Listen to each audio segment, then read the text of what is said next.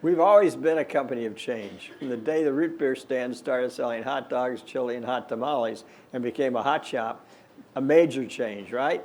What if they stayed with root beer and they got into the winter months in Washington where nobody drank root beer? They'd been out of business. My folks would have gone back to Utah. So they embraced change from their get-go. Then, they built the hot shop, and the people used to tell me years and years ago, I used to go to the hot shop every week to find out what was new on the menu because there was so much change going on. And we ended up with a menu of 250 items on it that nobody could get out of the kitchen.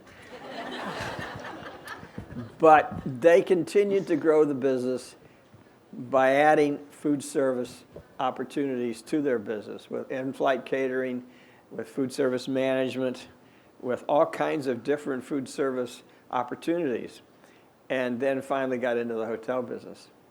But managing change is a lot of fun. We were in 15 different businesses.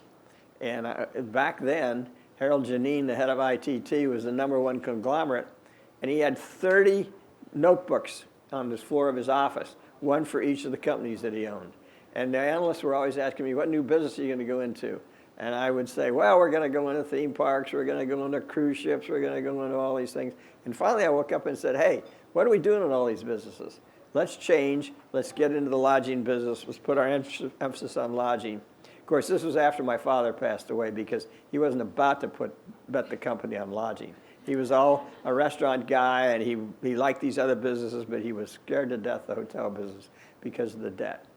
But we have constantly been a company of change. And somebody once said, if you're not changing and growing and learning, you'll never have an opportunity to celebrate. And I thought about that.